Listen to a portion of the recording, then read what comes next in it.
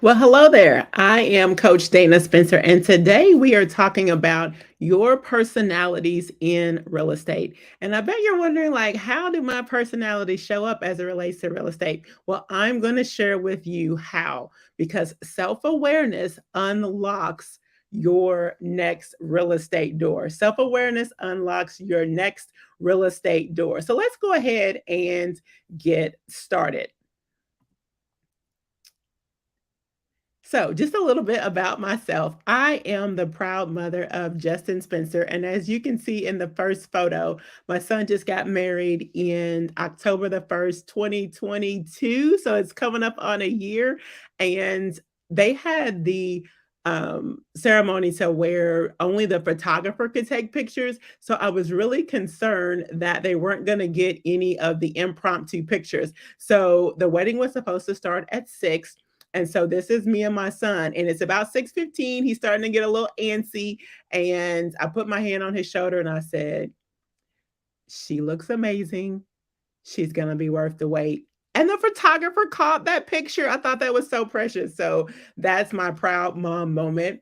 I also am a published author. So my book launched in June of 2022, A Beginner's Guide to Financial Freedom Through Real Estate. So just an extra plug, if you have everybody has a book inside of them, is what I believe. And so go ahead and just set your mind to it, set a goal, make your outline, do a chapter a week or whatever, however you need to break that down in order to unlock that book that is inside of you. And I'm also a real estate investor, and one of these days I'm going to own a building like this, so I am standing outside of it, go ahead and manifesting that right now. All right. So, what's the problem? What happens when we are not self aware? Well, it hinders you from knowing how other people perceive you. And I know you're probably thinking, I don't care how other people perceive me. But just think about social media, for example. If you post, ugly things, or you're a happy person, a bubbly person, like, people are drawing major conclusions just as a result of your social media presence. So when you're thinking about that next job, employers are looking at social media and how you are showing up. So we do want other people to perceive us how we want to be perceived. How we think of ourselves is how we want other people to perceive us as well. The problem is lack of self awareness can have you thinking more highly of yourself than you should. We all typically think, oh, there's no problem with me. I'm good. Life's good. But sometimes that's not actually the truth. And then it stops you from making necessary behavioral adjustments. When we are not self aware, we can't make adjustments. Think about, we're in a basketball March Madness now into April. And when we think about a game, if we are not able to reassess and call a timeout and make some adjustments, what happens? We lose the game. We've all seen sports events where the team just got out coached, right? The team that won wasn't necessarily the best physical team, or they weren't the best talented team, but it was the smartest coach, and they got out coached. And we've seen that because they didn't make halftime adjustments. Most of the time, the team that wins is the team that is able to make halftime adjustments. Same thing is true in our lives. We are able to win because we see when it's time to make adjustments. And a lot of times we need a coach in our lives in order to help us to make those adjustments. The lack of self awareness also prevents you from being honest with yourself. We have been lying to ourselves for so long.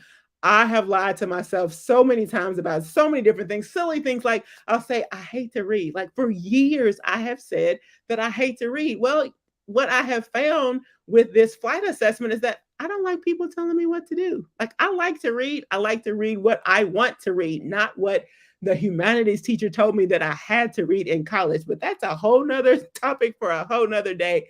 And then the lack of self-awareness, it limits you from knowing the truth. We can't uncover our truth because since we've been lying to ourselves for so long, we don't even know what our truth really is. So this is the problem. lack of self awareness, it looks like leadership challenges, it looks like anxiety, regular conflict, frustration with yourself and others, missed deadlines, frequent failures, poor communication, unfulfilling employment. This is all part of the problem when we are not self aware. So, what's the goal? My goal is to help you to see how your behavioral preferences impacts how you approach investing in real estate, as well as establish a framework to overcome the barriers to successfully invest in real estate. So I'm going to show you how all of this comes together so that you can see how your behavioral preferences really do tie into investing in real estate. So, how self-aware are you? So go ahead and put in the comments on a scale from 1 to 10, where 1 is I don't know, I don't have a clue who I am, and 10 is I'm extremely self-aware. I know myself. I can play in a movie like I know myself. That's a 10. So drop in the comments where you are on a scale of 1 to 10. So what is self-awareness? Conscious knowledge of one's own character, feelings, motives, and desires. It's our conscious knowledge of one's own character, feelings, motives, and desires. And according to research, only 10 to 15% of people truly are self aware. So that just goes back to my point of lying to yourself. You think that you are self aware, but I'd be willing to bet that if you took the flight assessment, it might reveal to you some things that you weren't aware of. This is what happens when people take assessments and they go, oh, this is not me. Well, they're lying to themselves because chances are the assessment is more factual and more truthful than your perception of yourself or the honesty that you have been telling yourself, the truth that you've been telling yourself, or if you've been lying to yourself about some things. So, how? How do we become more self aware? And how does it relate to real estate? I'm glad you asked. Let's get started. So, when things get hard, like when situations in life really get difficult, what's your response? Do you want to fight everybody? Like as soon as something happens, negativity, something bad happens in your life, are you ready to just fight everybody and punch your fist in the wall? Is that you? Or do you like to take flight? Do you run away from the situation? And when things get hard, knowing this up front is going to help us as it relates to real estate. Let me give you an example. So when I bought my first investment property, and my strategy was going to be that I was going to put it up as a short-term rental, to put it on an Airbnb platform. So when it got broken into the first time, I was like, oh, okay, whatever, they didn't steal anything, praise the Lord. When it got broken into the second time, I was like, eh.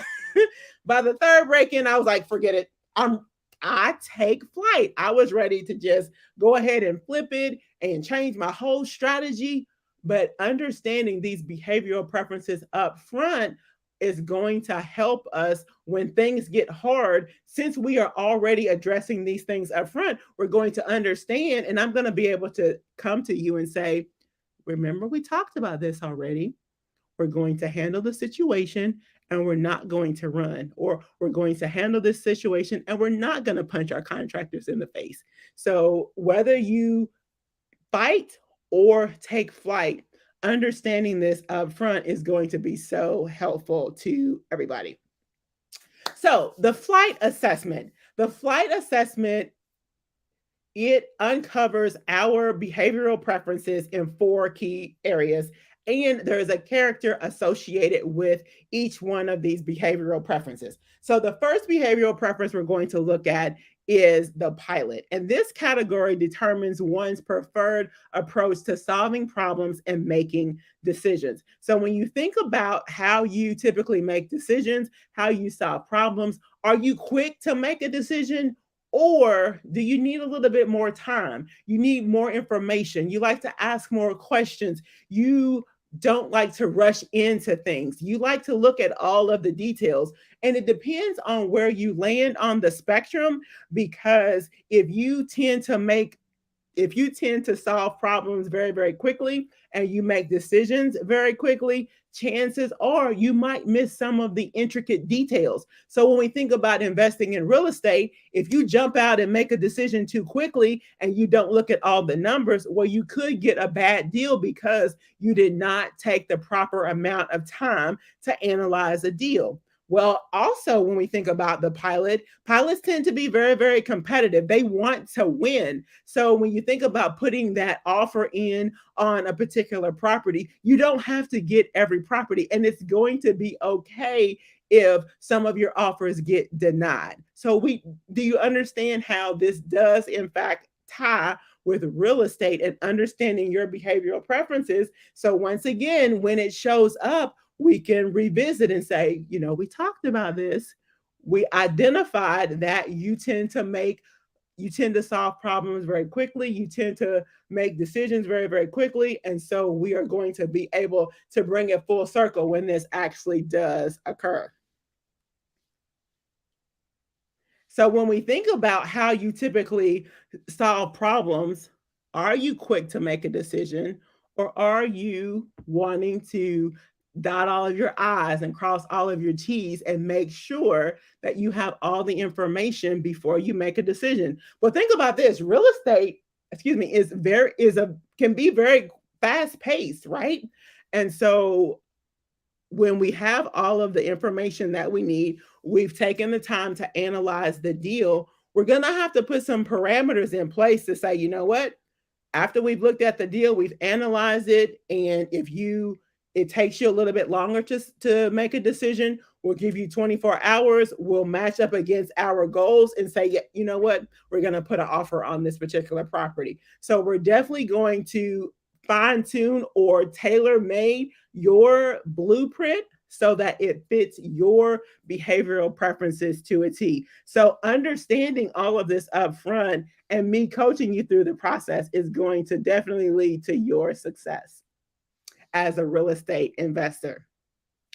Now, in terms of those relationships with like contractors, relationships with contractors is very, very, very, very, very important. And making sure that you have those strategic partnerships in place so that when you need a contractor, you have built those relationships in order to be the most successful.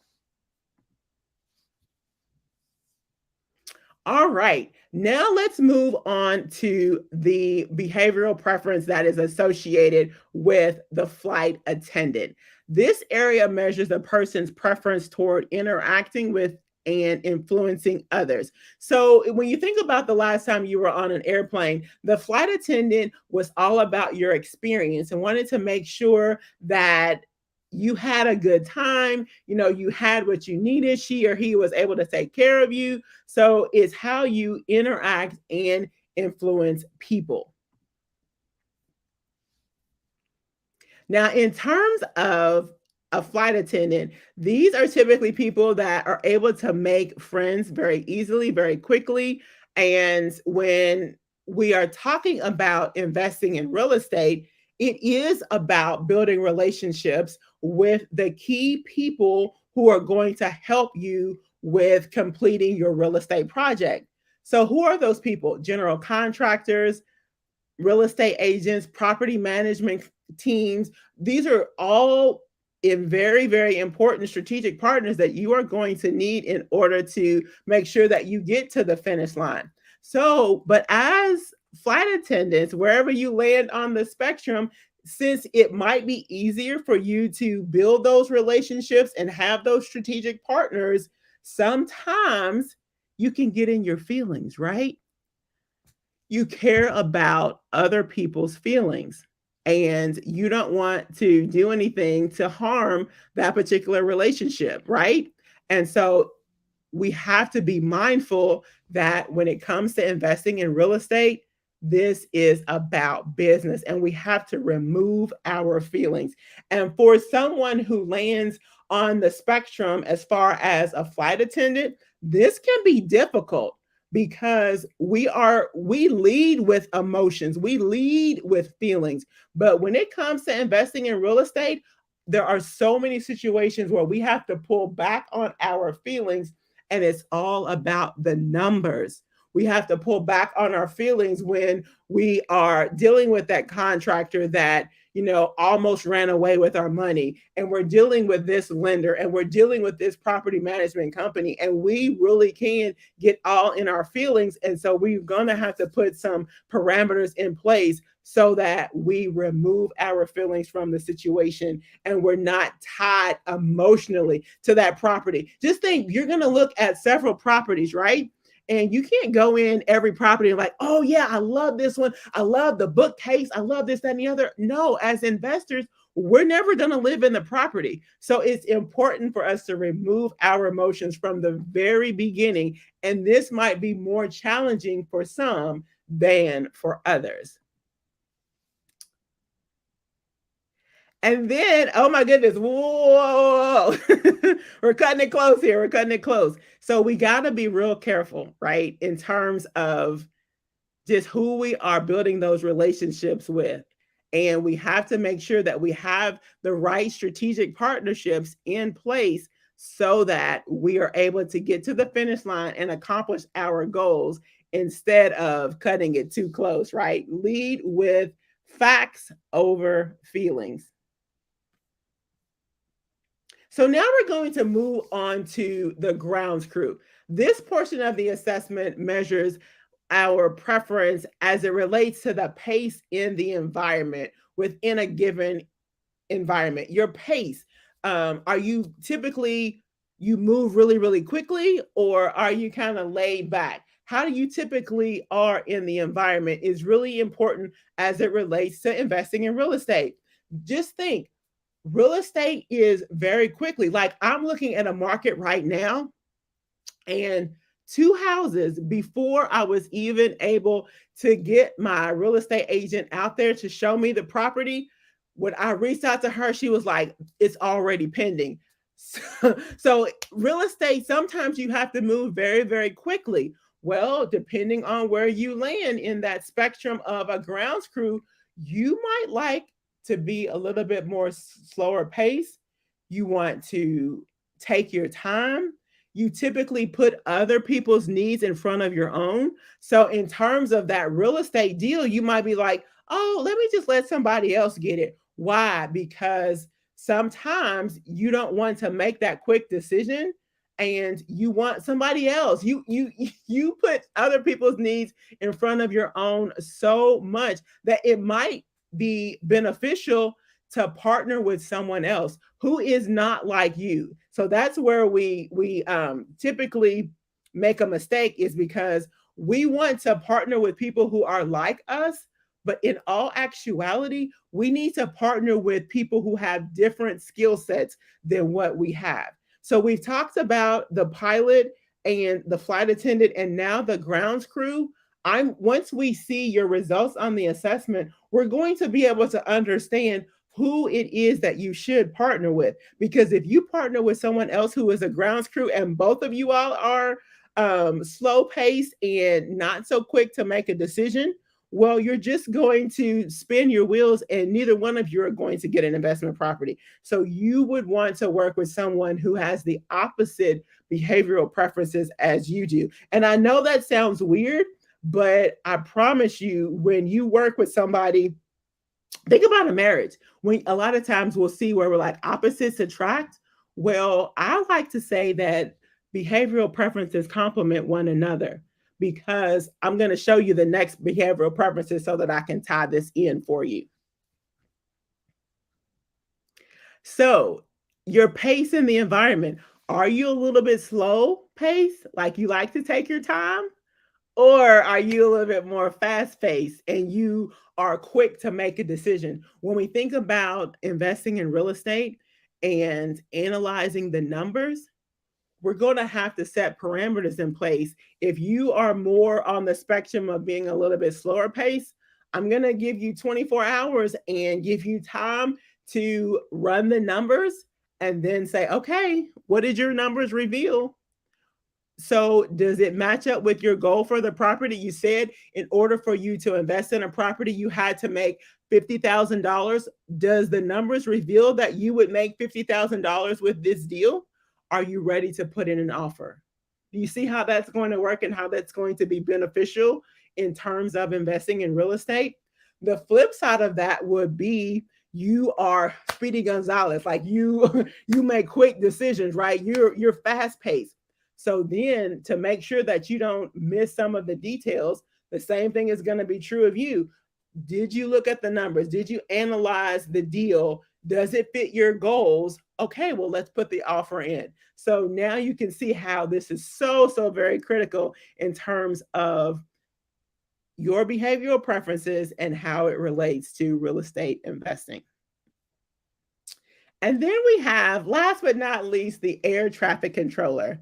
This segment measures one's tendencies for dealing with rules, protocols, and systems. And when you think about an airplane and you think about the pilot, it's the air traffic controller that is giving the pilot the thumbs up. The air traffic controller is the one that looks, they're very systematic.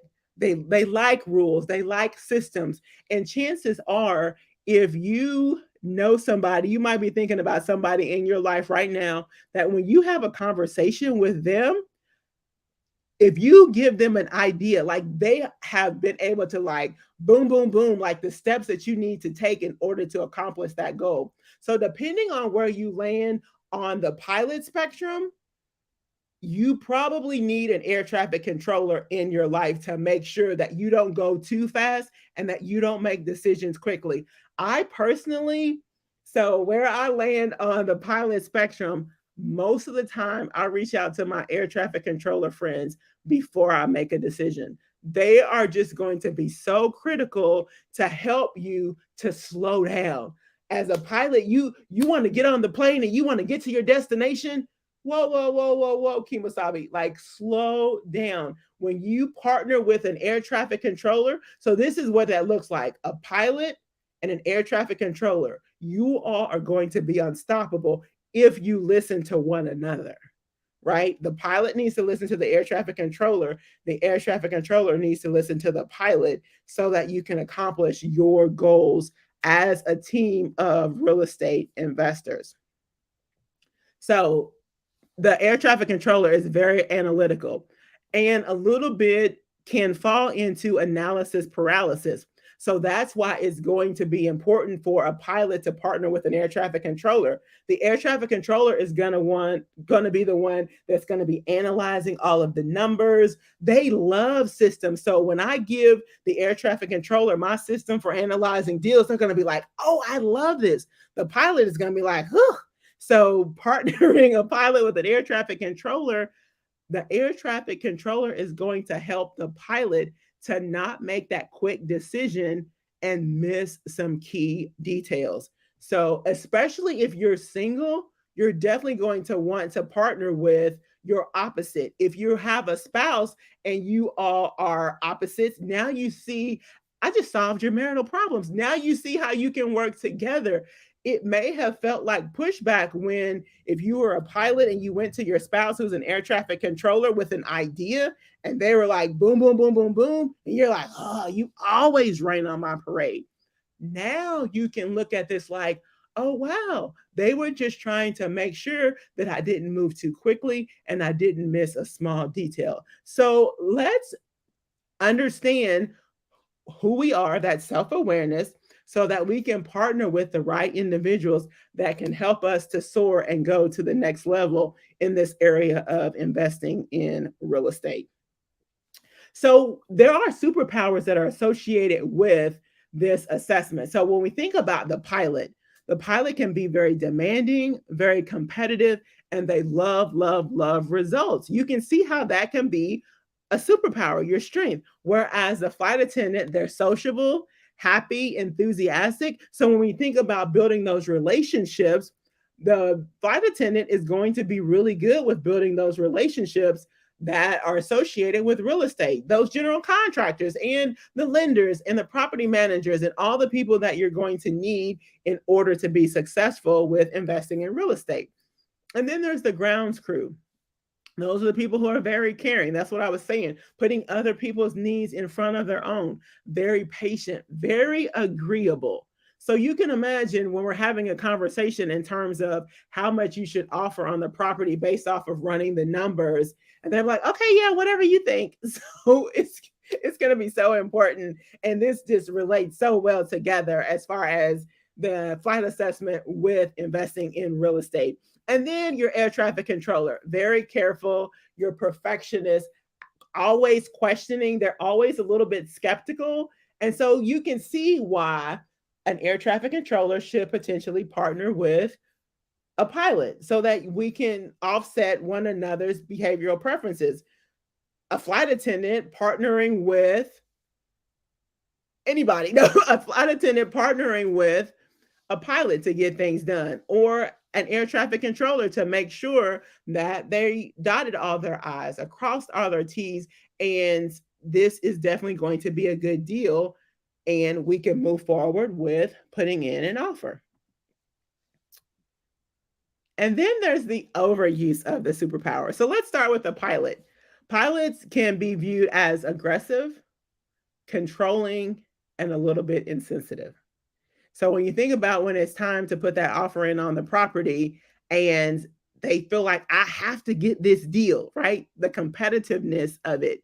It's like, no, Kiwasabi, you don't have to get every deal.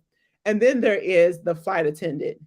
They can be viewed as being manipulative, unorganized. They like to play overwork. So you can imagine you're going to have to be very organized in terms of analyzing the deals. And when you go looking at property, taking notes, like I always have a sheet of property for every address that I go to so that I can take notes when it's time to analyze, which property I'm going to put an offer on. I know exactly what each property had because once you look at 3 or 4 properties, you're going to get them all confused. So it's very important to take notes if you're looking at multiple properties in one day. I promise you it will get confusing if you don't take notes at each particular property.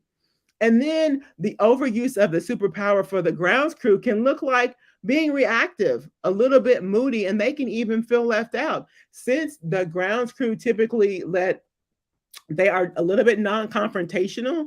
So the only way that you know that they're in a disagreement is sometimes you have to look at their facial expressions. You just have to get to know them to ask them the right questions because typically they're not just going to up and volunteer information.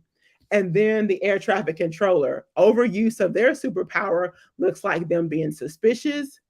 And I say slow, but that just means they like to move a little bit slower because they want to have all of the information before they make a decision.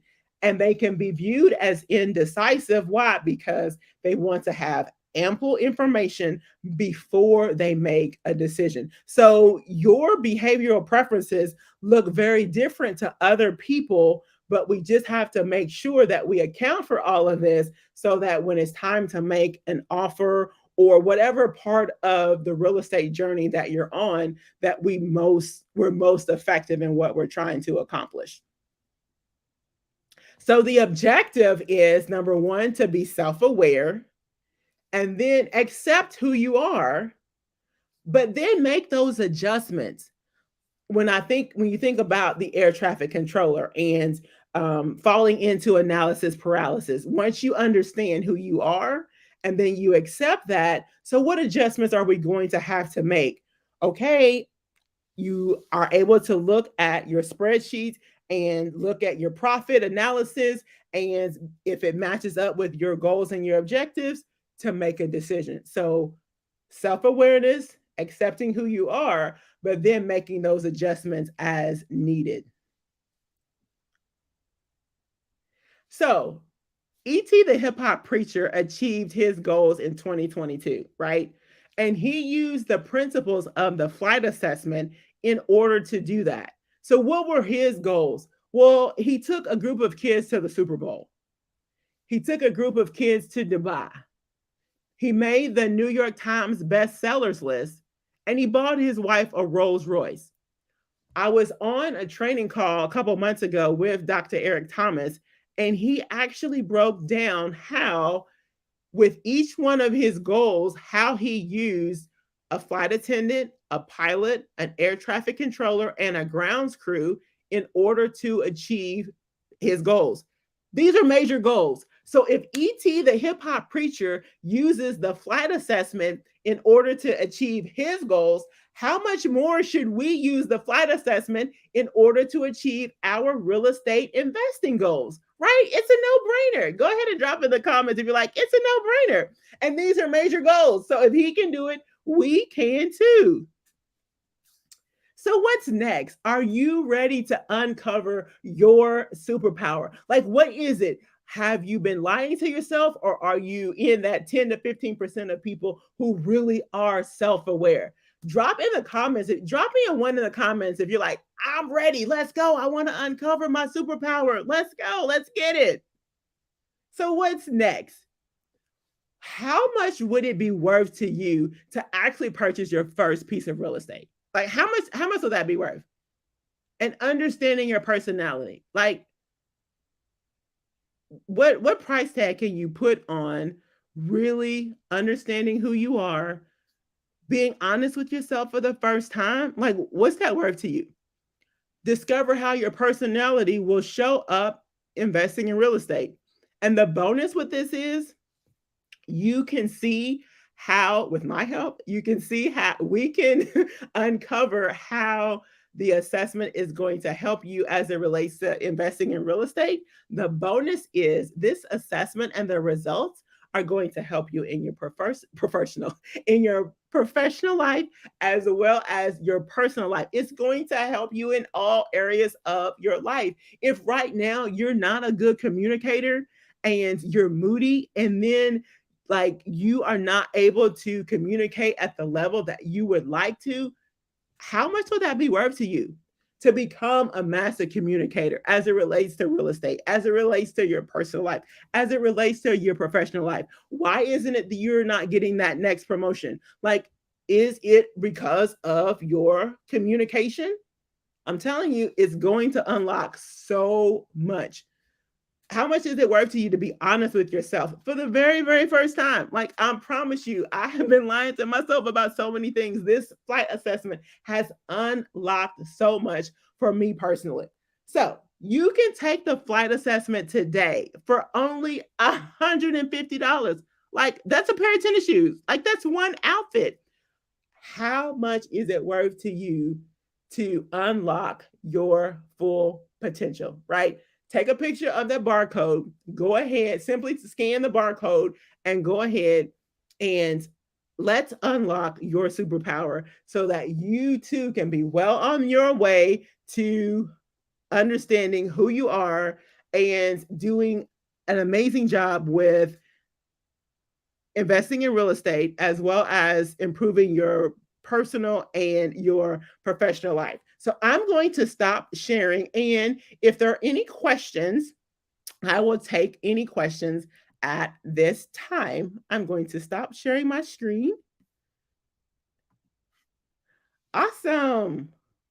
Right, right. So I will answer this quick question. A lot of people ask me, what are some of the common mistakes that real estate new investors make? I will say that one of the common mistakes that real estate investors make, new investors, is paying too much for the property. Like all of the old timers will tell you that you make your money when you buy the property, which means that if you pay too much for it, then it's hard to recoup your investment. So it's so very important to understand the numbers and understand how much you should offer so that you don't pay too much. So let me give you an example. So let's say the property is in a $300,000 neighborhood and it's listed on the multiple listing service or it's on realtor.com for $200,000, but it needs $100,000 worth of work. So it's listed for $200,000. It needs $100,000 worth of work. That's $300,000. Well, I said it was in a $300,000 neighborhood.